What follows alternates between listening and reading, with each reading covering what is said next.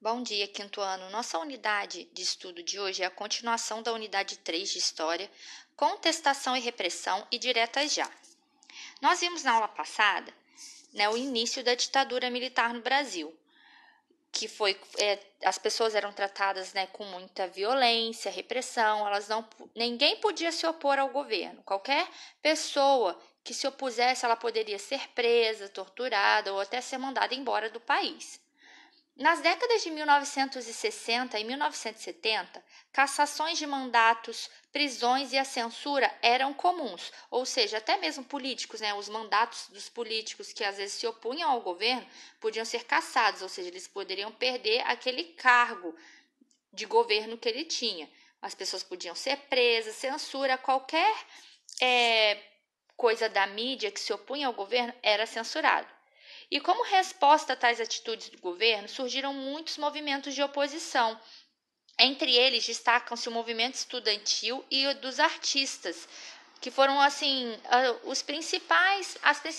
principal parte da população que começou a se opor a essa forma de governar. E aí eles organizaram muitos movimentos contra o governo e contra essa repressão e essa censura. Com isso, o governo criou instituições para identificar opositores políticos, como o DOI-CODE, que era o Departamento de Operações de Informação do Centro de Operações de Defesa Interna. Esse departamento tinha como função identificar as pessoas, criar arquivos e guardar as informações sobre aquela pessoa. E também fortaleceu outros órgãos, como o DOPS, que era o Departamento de Ordem Política e Social. O DOPS ele tinha a função de reprimir as ações políticas contrárias ao governo. Então, o DOI-CODE identificava as pessoas que eram contra o governo, pesquisavam, via o que faziam, onde moravam, e depois o DOPS ia reprimir essas ações políticas que essa pessoa tinha contrária ao governo.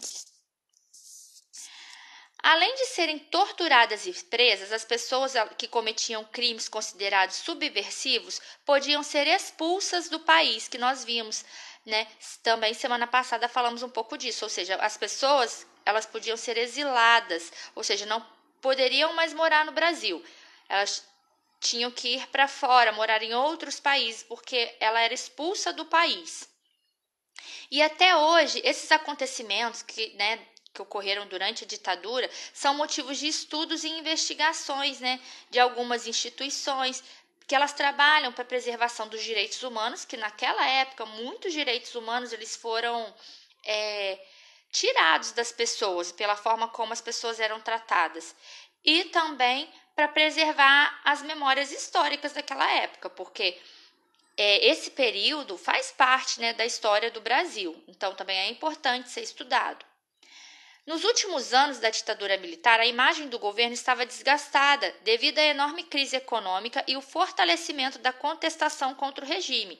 Então, a imagem do governo já não era boa e continuou piorando, Teve uma crise econômica, o movimento contra o governo se fortaleceu.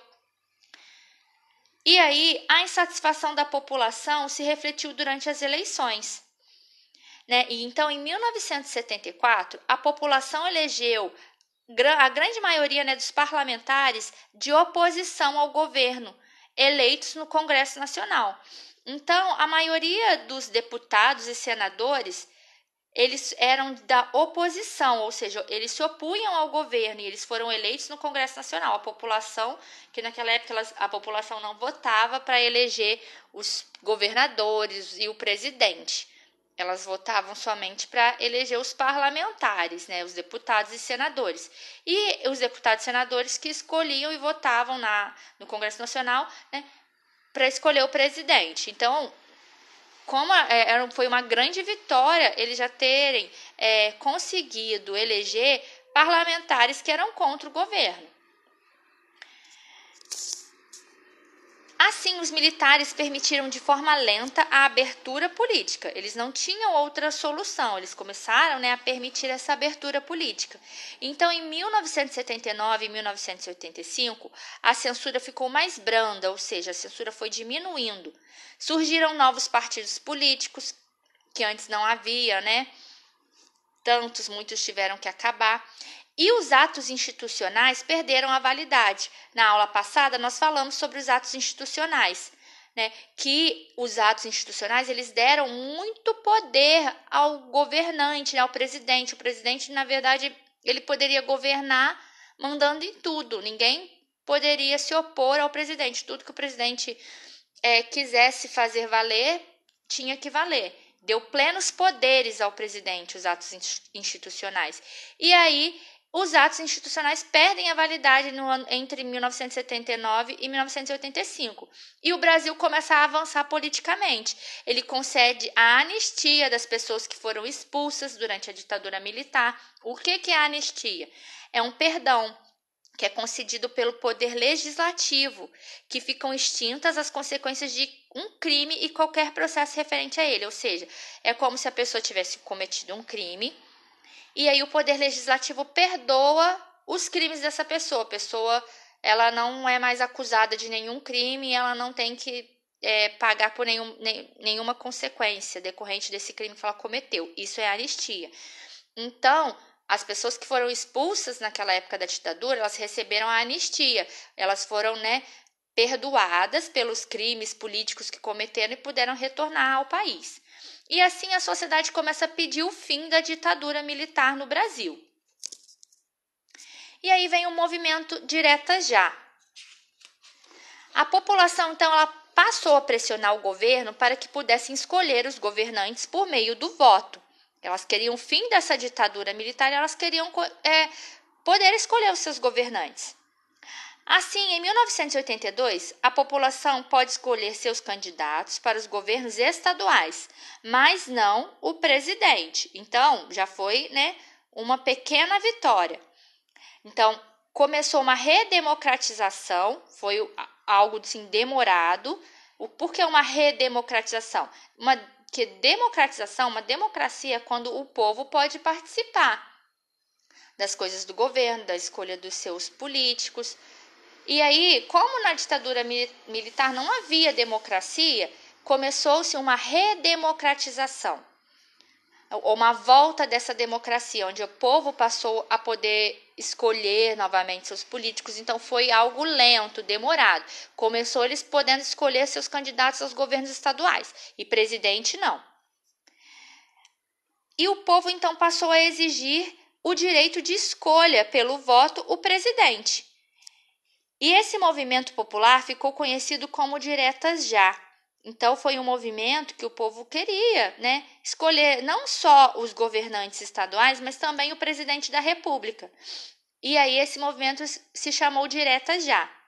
Mesmo com o movimento, a eleição para presidente não ocorreu pelo voto direto. Então, mesmo com esse movimento Diretas Já, a eleição, para presidente da República não ocorreu a população podendo votar e escolher o presidente, A população ela não votou e o presidente ele foi escolhido entre os membros do Congresso Nacional, como já era antigamente, Então, em 1985, foi eleito o candidato da oposição, que era Tancredo Neves.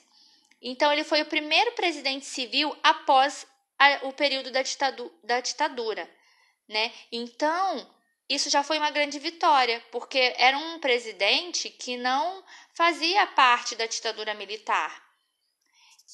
E aí vocês então podem estar fazendo os deveres das páginas 449 e 450.